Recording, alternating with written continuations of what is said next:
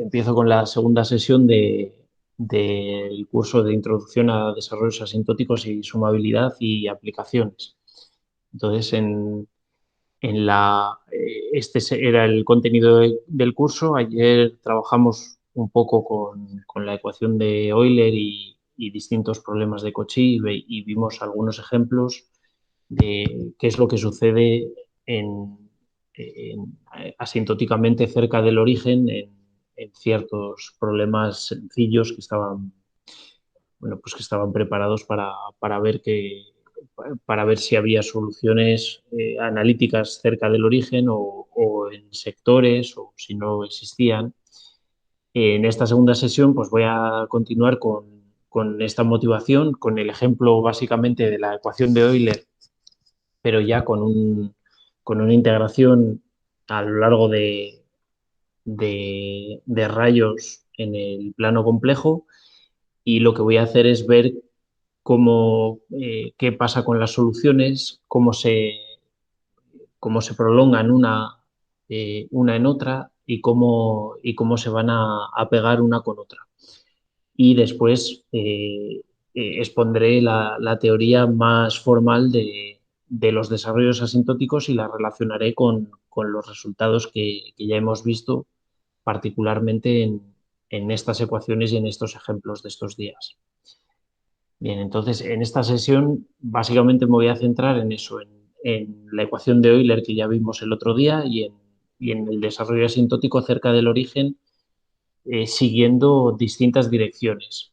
Voy a ver, a diferencia de dos soluciones, vamos a ver que realmente voy a tener una solución que no está definida en el plano complejo, sino que realmente va a estar definida en la superficie de Riemann del logaritmo y que visto en proyección en el plano complejo, lo que se va a tener son soluciones que se solapan, pero que no van a ser la misma. Entonces vamos a ver cómo difieren una de otras. Y entonces introduciré los desarrollos asintóticos y estableceré pues, los resultados más clásicos en esta teoría y las propiedades algebraicas y bueno, algunas otras propiedades que caracterizan estos desarrollos. Entonces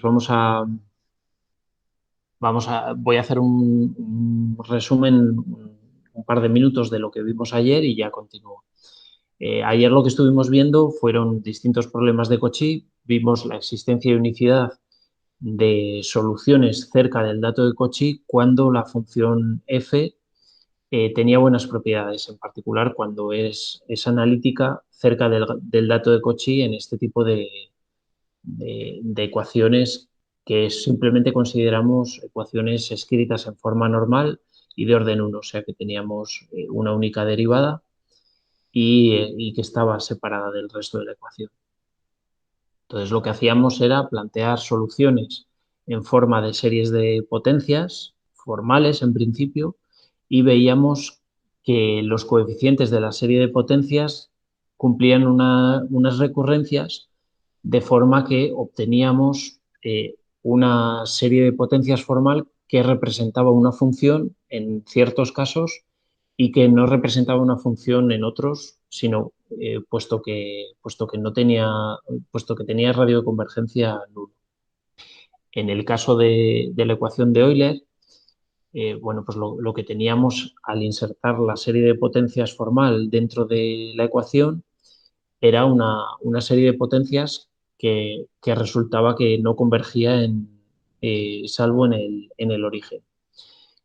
Ayer lo planteamos con datos de Cauchy nulos, o sea, el I0 que aparece en la transparencia era nulo, pero bueno, es inmediato eh, que la solución formal para un I0 distinto de cero es simplemente la trasladada, o sea, que también tiene radio de convergencia nulo. Vimos además que la solución, que el problema de Cauchy se podía resolver de forma sencilla a través pues, de técnicas estándar en este caso de la existencia de un factor integrante para la ecuación y vimos la existencia de una solución analítica en el semiplano positivo, que venía dada de esta forma, como la transformada, en realidad sería la transformada de Laplace de la función 1 partido por 1 más u evaluada en 1 partido por z. Y que estaba y que era holomorfa en este sector del plano complejo cuando hacíamos la integración a lo largo del eje real. Bien, además vimos, bueno, pues que si hacíamos un poco más pequeño el sector, o sea, si hacíamos un poco aquí más pequeño el ángulo y no llegábamos hasta el borde del semiplano positivo, entonces para cada z aquí teníamos que la solución analítica se podía aproximar por los truncamientos de la solución formal de esta forma. Para cada n, pues veíamos cotas de este estilo y en términos del siguiente monomio correspondiente al truncamiento, de la misma forma que suelen aparecer en los desarrollos de Taylor, con la diferencia de que ahora la serie, el truncamiento, no va a converger nunca a una función, puesto que tiene radioconvergencia nulo, la serie de potencias. Bien, entonces, ¿qué es lo que pasa si integro a lo largo de otra semirrecta que no sea, que no sea la recta real? La recta, perdón, el- la recta real eh, positiva. Entonces, integrábamos aquí. Pero ¿qué pasa si integro a lo largo de otro rayo? En este caso, bueno, pues, por ejemplo, si integro a lo largo de una dirección D en el plano complejo, esta integral ya es una integral que se tiene que entender como una integral compleja y entonces se puede hacer el mismo razonamiento para garantizar que esta función así definida es solución también al problema de Cauchy, en este caso para el valor inicial de Cauchy igual a cero. Bueno, entonces podemos hacer además esta integración a lo largo de cualquier dirección que elijamos del plano complejo, salvo en una dirección, que es la dirección de los reales negativos, puesto que aquí tenemos la función que estamos integrando, no podríamos atravesar el punto -1, que es un polo de la función 1 partido por 1 más u. O sea que podemos obtener distintas soluciones, tantas soluciones como queramos, siguiendo las direcciones de cualquier dirección de integración, salvo el semieje real negativo. Entonces, haciendo el mismo estudio para esta función, bueno, podemos parametrizar para un D fijo real, para una dirección fija que no sea bueno, pues el semieje real negativo, o sea, para una dirección que no sea de argumento pi, podemos parametrizar la integral que obtenemos de forma que tenemos una solución. Además, la convergencia va a ser similar a la que teníamos integrando a lo largo del semieje real positivo, puesto que esta integral va a converger cuando esta exponencial tenga su exponente parte real negativa, puesto que esta exponencial va, digamos, a comerse a esta función racional en módulo, de forma que tenemos convergencia del integrando.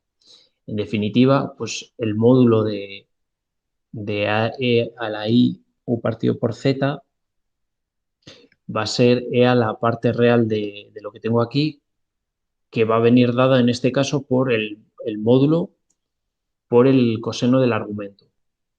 pero ahora el argumento de u va a ser d, puesto que estoy integrando a lo largo de la dirección d, y el argumento de z. O sea que esta función va a estar bien definida cuando este coseno sea positivo, es decir, cuando el argumento de z difiera de d como mucho pi medios. Es decir, que va a estar bien definido pues, por aquí. O sea que si yo tengo una dirección d, entonces la función la solución al problema de Cauchy va a estar bien definida en este semiplano. Que es el girado en un ángulo D al que teníamos si integrábamos a lo largo del semieje real positivo. Entonces, bueno, pues como antes, podemos plantearnos si tenemos dos soluciones, por ejemplo, la que he construido a partir de la dirección pi cuartos, que sería este semiplano, y la solución que he construido a partir de la dirección 5 pi sextos, que sería este otro semiplano, pues nos podemos plantear, podemos intentar comparar ambas soluciones donde ambas están definidas, es decir, en este sector. Y entonces, bueno, pues vamos a compararlas, pero bueno, primero os digo que tenemos el mismo comportamiento asintótico para cada una de las soluciones una vez que fijamos la dirección en términos de la serie de potencias formal que teníamos antes. O sea que lo que vamos a tener es que cada una de las soluciones a lo largo de todas las direcciones se van a aproximar por la misma serie de potencias formal que teníamos para el semieje real positivo, la misma, y en los mismos términos que en el caso que vimos ayer. Pero en este caso, la aproximación será, bueno, pues si tengo la dirección D, pues va a ser recortando un poco el sector en el que estamos trabajando. Es decir, en un sector en el que he restringido un poco el ángulo con respecto a la dirección D. Y entonces tendríamos esta misma relación en este subsector del semiplano bisecado por la dirección D. Bien, entonces, pues nos podemos plantear lo que os acabo de decir, que tengamos dos direcciones de 1 y de 2 y que tengamos un lugar en el que ambas soluciones están bien definidas. En este caso, pues sería un sector algo así. Entonces, en este sector, ambas soluciones están definidas. Entonces, nos podemos plantear cuál sería la diferencia entre las dos. O sea, eh, qué, qué pasa de una con respecto a la otra. Pues, bueno, pues lo que vamos a tomar entonces dos direcciones eh, distintas, vamos a tomar que no sean pi, porque hemos visto que no podemos hacer, no podemos dar la definición a través de la integración en rayos ahí, y entonces pues se puede ver que estas soluciones resulta que van a coincidir en la intersección de su definición. Y esto no es difícil de probar, puesto que, bueno, si queréis os lo escribo aquí. Bueno, si tengo yo aquí dos soluciones para dos direcciones, entonces lo que tengo es que ambas se escriben como la integral a lo largo de una dirección de lo que tenía antes, menos la integral a lo largo de la otra dirección. En realidad, bueno, pues geométricamente se ve bien que lo que tengo es una dirección que la recorro en sentido positivo y, bueno, la segunda, con el signo menos, pues sería como recorrerla en este sentido.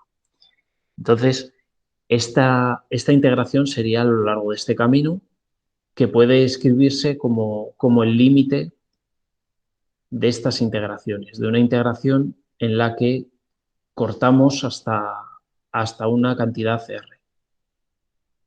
Es decir, si integramos desde R en esta dirección hasta 0 y desde 0 hasta R en esta dirección. O sea que esta integral, este límite, perdón, esta integral sería este límite hasta una cantidad R en la dirección de 1 y hasta la dirección R en la dirección de 2. Ahora, por el teorema de Cauchy-Goursat, lo que tengo es que la integral a lo largo de un camino cerrado es nula. Recordamos que ambas soluciones son holomorfas aquí en todo este dominio. Entonces, esta integral, a lo largo de todo este camino va a ser nulo. Y por lo tanto, lo que tengo es que la integral que estoy planteando va a ser lo mismo que el límite de la integral cuando recorro este arco de circunferencia, o sea, desde R en la dirección de 2 hasta la R en la dirección de 1, de lo que tenía antes, que ahora sí que lo escribo, a la menos u partido z, 1 partido 1 más u de d. Bien, y entonces, en este momento simplemente pues, bastaría con parametrizar esta integral y podríamos ver directamente que puedo acotar bien esto pues como el otro día. Esta exponencial la voy a acotar de esta forma. O sea, yo tengo la exponencial de menos u partido por z en módulo va a ser e a la menos u, que en este caso va a ser r, sí, porque estoy a dirección r, partido módulo de z por una cantidad positiva, que es lo que me estoy moviendo de una dirección a otra, el coseno del ángulo. ¿Vale? O sea, que va a estar acotado por una cantidad. O sea, que voy a tener esta cantidad acotada por una exponencial negativa. Y el 1 partido por 1 más u, bueno, pues como estoy a distancia positiva del punto menos 1, simplemente pues lo puedo acotar por una constante, m2. Así que en esta integral, en definitiva, lo voy a poder acotar por, bueno, pues el d2 menos d1 por una cota para el integrando que es pues esta cantidad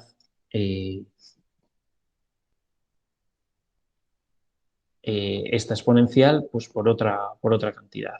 Y esta cantidad, cuando r tiende hacia infinito, va a tender hacia 0.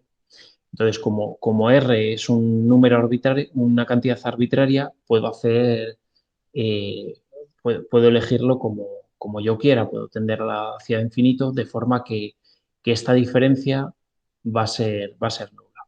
O sea que, en definitiva, lo que he conseguido ver es que aquí, cuando yo tengo dos soluciones, ambas soluciones van a coincidir en su intersección. Y por lo tanto, en realidad es la misma solución. Así que lo que he hecho ha sido prolongar la solución en, bueno, pues en un sector eh, amplio. Aquí tendría el valor menos 1. Entonces, para una dirección aquí, yo tendría una solución que estaría definida en este semiplano. O sea que voy a tener una solución en realidad definida desde aquí, desde esta dirección, y moviendo la dirección a lo largo de las direcciones de las posibles direcciones, voy a tener una solución que se va a ir pegando. O sea que en realidad voy a tener una solución que va a estar bien definida hasta aquí, hasta que la dirección de integración es de nuevo la dirección de argumento pi.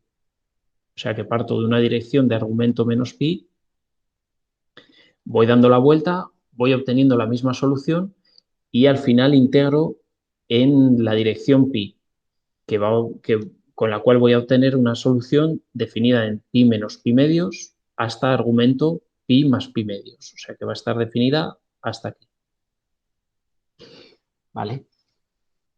Bueno, ¿qué es lo que sucede? Bueno, pues además, esta solución parece que está definida en todo el plano complejo y de hecho en más del plano complejo. Parece que puedo definirla mucho más, salvo en el origen, puesto que vamos dando vueltas con un semiplano que nunca toca el origen. Sin embargo, no es difícil demostrar, aquí lo tenéis, que de hecho se puede definir cada una de las soluciones por continuidad en 0 por 0, haciendo el límite a lo largo del sector en el que está definido. Y por lo tanto, bueno, pues lo que en realidad tendríamos sería una función que lo que parece que es una función definida en más que el plano complejo incluso y que salvo en 0, pero que puedo prolongarla a 0 por continuidad. Sin embargo, bueno, pues lo que hemos obtenido no va a ser una función en el plano complejo como tal, puesto que si lo fuera, tendríamos una función entera que sería solución del problema de Cauchy, del problema de Euler. Sería solución. Pero si fuera solución del problema de Cauchy y es y una solución entera, entonces se podría representar como una serie de potencias convergente y de hecho con radio de convergencia infinito porque es entera. Pero hemos visto que en ese caso la solución formal que la representa era divergente, tenía radioconvergencia nulo y por lo tanto esto que acabamos de hacer no puede nunca definirnos una solución en el plano complejo. Esto es lo que os acabo de explicar. Es decir, lo que tenemos es una forma de determinar la continuación de la solución, pero definida en la superficie de Riemann del logaritmo en el dominio en el que acabo de explicar. Ahora bien, ¿cómo distingo dos soluciones de las que parece que chocan? Por ejemplo, con los argumentos en esta parte y argumentos en esta parte, pues van a estar definidas en un sector común y sin embargo no van a ser la misma.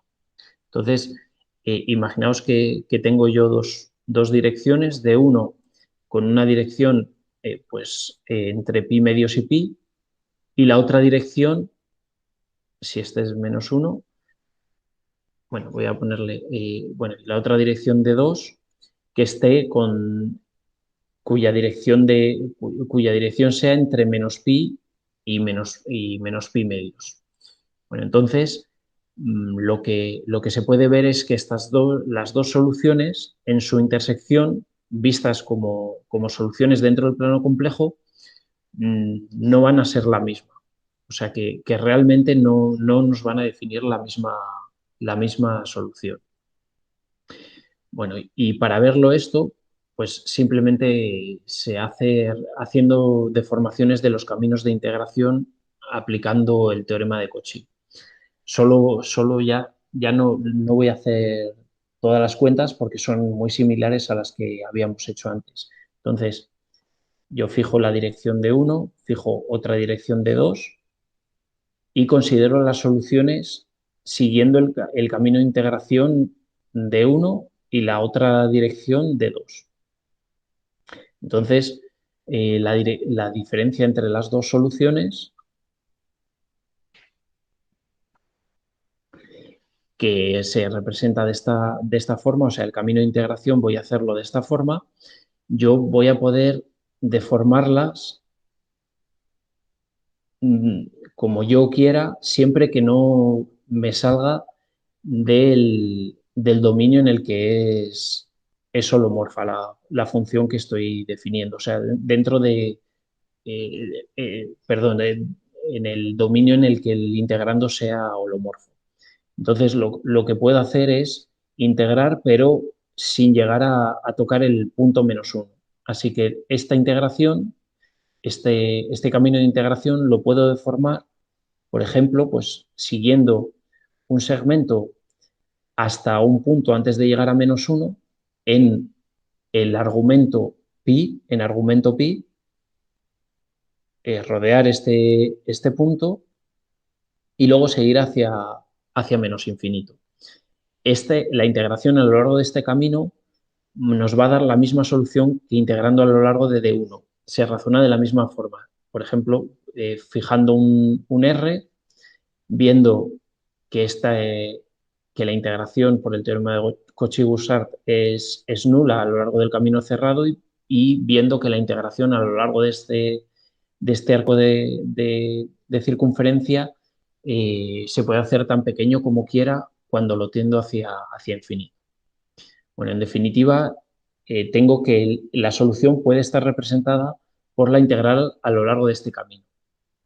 Y en el segundo de los casos, bueno, lo que puedo hacer es deformar este mismo camino, pero integrando pues desde menos infinito hasta este mismo punto, pero en argumento menos pi, girar de esta forma siempre cercanos al argumento menos pi y volver e ir al origen. Repito que la primera es en argumento cercano a pi y la segunda es en argumento cercano a menos pi. Entonces, estas integrales pueden descomponerse en todos estos caminos, de forma que el camino a lo largo de esta semirrecta se va a compensar con esta y este se va a compensar con este. Y por lo tanto, la diferencia entre estas dos integrales, entre las dos soluciones, va a ser la integral a lo largo de esta circunferencia que rodea el punto -1 de de la, bueno, pues del mismo integrando, claro.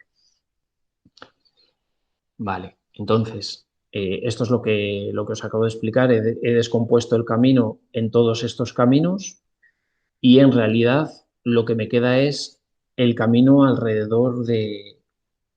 girando alrededor del punto -1.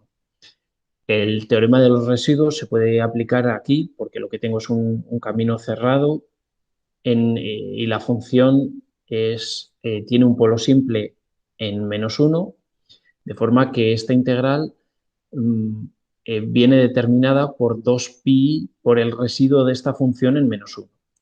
Y el residuo pues es fácil ver que es simplemente pues, multiplicando por u más 1, que es el límite cuando u tiende hacia -1 pues, de lo que te queda, que es esta función de aquí, que es e a la 1 partido por z. Así que, dadas dos funciones definidas en direcciones, una entre pi medios y pi y la otra con dirección entre menos pi y menos pi medios, la diferencia entre las soluciones para valores complejos en, bueno, pues entre donde las dos funciones, donde las dos soluciones están bien definidas, no es nulo, sino que es este valor de aquí, que depende de z. Bueno, es importante ver que además, bueno, la intersección de estas dos soluciones va a estar contenida en un sector dentro de la parte real negativa y por lo tanto el módulo de la diferencia de las dos soluciones va a estar acotada por esto. O sea, la parte real del exponente va a ser negativo. Es decir, que aunque las dos soluciones sean distintas, cuando me acerco al origen, las dos soluciones van a ser muy parecidas. O sea, que son exponencialmente similares una a la otra, puesto que la diferencia tiende hacia cero exponencialmente cuando la variable tiende hacia cero. Bueno, en definitiva, eh, ahora ya una vez visto todo este ejemplo, los desarrollos asintóticos van a quedar muy bien motivados porque vais a ver que todas las propiedades van a ir apareciendo. Entonces, esta teoría, la teoría de los desarrollos asintóticos ya es bastante clásica, pero se puede ver en estos libros si os interesan. El libro ya un poco más antiguo de Balser, de 2000, este más moderno de Michel Lodé-Rissot o este artículo que lo explica también bastante bien, aunque es un poco más conciso, de Malgrange. Perdón, Alberto, una pregunta Sí, antes sobre el ejemplo. Tú hacías una deformación, sí. pero no puedes llegar a integrar, sí, en ese dibujo, no puedes llegar a integrar a lo largo del eje real negativo, ¿no? O sea, No, no, en realidad, claro, no, tú no puedes integrar hasta -1, por lo que hemos dicho antes, y no puedes prolongarla por aquí, la solución de arriba, porque en realidad estarías pasando del dominio de holomorfía de la solución en D1. O sea, la solución en D1 en realidad, sí, claro, pero lo que me parece entender, o sea, tú deformas la integral sobre D1 a la integral sí, arriba con la indentación y la de sí, D2 abajo con la indentación, pero luego, sí, claro, pero entonces en las integrales, pero estás truncando en R, o sea, no integras hasta menos infinito. sí, Vale, eso vale, es. vale. Es que cuando has dicho que cancelaba arriba y abajo, No, en realidad sí, se puede argumentar con el límite y igual que antes, vamos, se cancela en realidad por el límite también. pero tú no puedes tomar el límite cuando R tiene infinito, porque si integras con argumento pi o menos pi, Sí, la exponencial es creciente, o sea, esa integral va a ser. sí, eso es, sí, sí, es hasta R, sí, sí, O sea que truncas en R, sí, cancelas la parte de arriba y la parte de abajo, y luego tomas el límite eso, cuando R eso tiene es, infinito. Vale, vale, vale. eso Es es. que, es que creí que era la integral a lo largo de todo el eje y ahí es justo donde no puedes, Claro, no, es cortar y vamos, igual que lo que habíamos hecho hasta aquí, pero con estos dos segmentillos. Vale, pero mantienes R finito, claro, estás integrando en. Sí, sí, sí, eso es. Vale, vale, gracias. Bueno, pues nada, entonces, eh, simplemente por introducir eso, los desarrollos asintóticos, eh, es un concepto que comenzó, bueno, fue realmente Poincaré en el 86 quien definió el concepto de desarrollo asintótico en sectores del plano complejo, cerca del vértice del sector, porque quería dar significado a soluciones formales de ecuaciones en mecánica celeste. Igual que ha sucedido antes, ellos obtenían soluciones formales, pero no sabían interpretarlas en términos de convergencia. Y la definición de desarrollo asintótico en un sector es, o sea, si yo tengo un sector del plano complejo, S, con vértice en el origen, y yo tengo una función holomorfa en este sector, vamos a decir que esta función admite desarrollo asintótico en este sector, en el origen, si existe una serie de potencias formal, de forma que para cada natural que yo fije y para cada subsector que fije dentro del sector en el que estoy trabajando, se tienen cotas como las que teníamos antes en la ecuación de Euler. Es decir, que podemos aproximar la función por los truncamientos en cada subsector propio y acotado.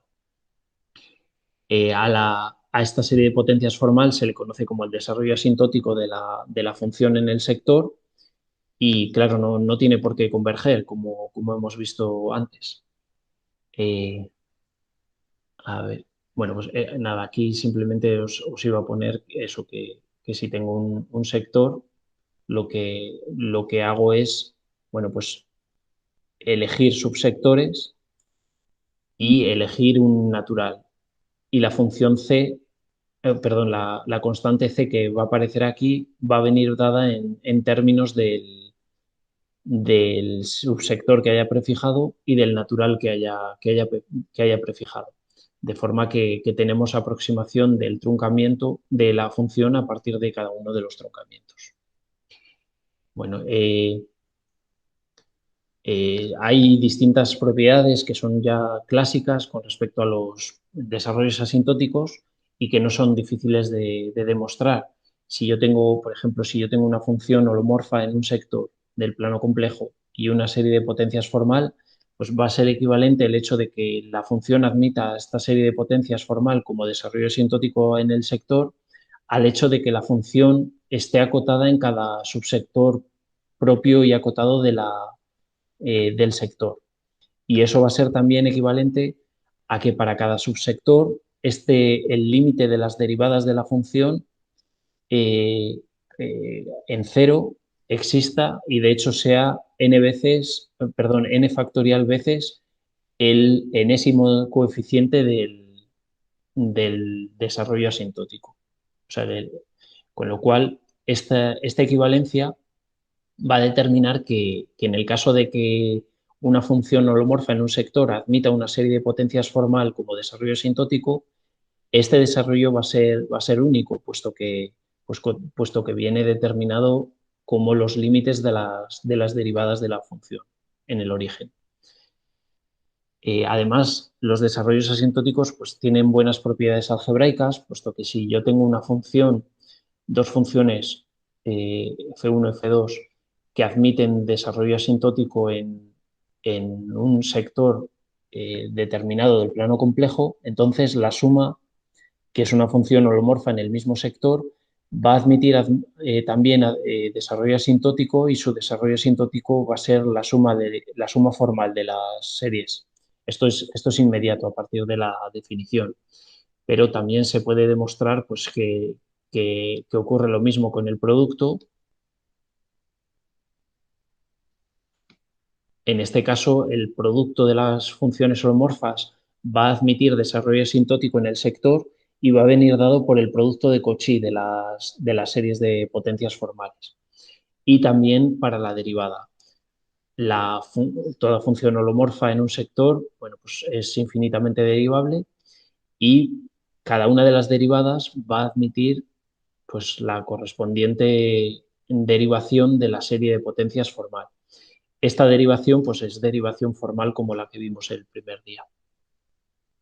Sin embargo, bueno, pues los desarrollos asintóticos no tienen propiedades perfectas con respecto a unicidad del desarrollo, puesto que dos funciones distintas podrían tener el mismo desarrollo asintótico o equivalentemente, pues si yo tengo una función que tiene un desarrollo asintótico y yo tengo otra función definida en el mismo sector del plano complejo con el mismo desarrollo, entonces la diferencia va a ser una función que admite el desarrollo asintótico nulo en el sector. Entonces, equivalentemente, eh, a la existencia de dos funciones distintas con desarrollos iguales, es que una función no nula tenga desarrollo asintótico nulo en un sector. Y esto ya lo hemos visto en el ejemplo de la ecuación de Euler, porque si elegíamos dos direcciones,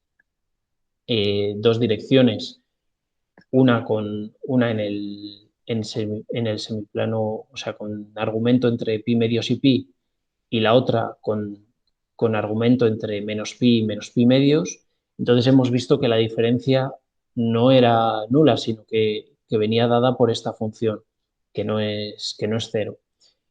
Y ambas admitían a esta serie de potencias formal como desarrollo asintótico en el sector común en el que están bien definidas, o sea, en la intersección de los sectores de definición.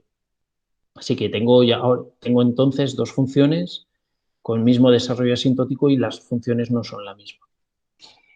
Sin embargo, bueno, pues el teorema de Borel-Reed garantiza que independientemente de la serie de potencias formal que yo elija y el sector que yo elija, dados cualesquiera, siempre puedo encontrar una función holomorfa en este sector que lo admite como desarrollo asintótico en,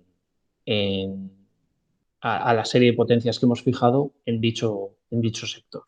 Pero claro, no tengo garantías de unicidad. Entonces, este resultado hace que se pueda aproximar, que tengamos una aproximación a la aplicación en problemas diferenciales. Porque imaginaos que tenemos un problema, por ejemplo, el problema de Cauchy, uno de los problemas de Cauchy que hemos trabajado, y podemos buscar la solución formal por recurrencia de coeficientes. Es decir, yo tengo una solución formal del problema. Nos podíamos plantear encontrar una función que la tuviera esta serie de potencias formal como desarrollo asintótico. Y en ese caso, pues nos podríamos plantear si esta f que hemos encontrado, que admite a esta serie de potencias formal como desarrollo asintótico, es solución del problema o no. Entonces, las propiedades algebraicas de los desarrollos asintóticos podrían garantizarnos que esta función no es que fuera nula, sino que sería una función que admitiría como desarrollo asintótico a la serie nula. Pero, como hemos visto, pues esto no garantiza que la función PDF sea nula, sino simplemente que tiene desarrollo nulo. Entonces, aquí tendríamos el problema de los desarrollos asintóticos generales, que si bien podríamos encontrar una función f, que se aproxima a una función, a una solución en el sentido de que admite como desarrollo asintótico a la serie nula, no podríamos garantizar que ella misma fuera una solución, puesto que esto no necesariamente es la función nula en un sector prefijado. Entonces, para solventar esto, se trabajó con los desarrollos asintóticos bueno, esto es lo que os he dicho, eh, para la unicidad.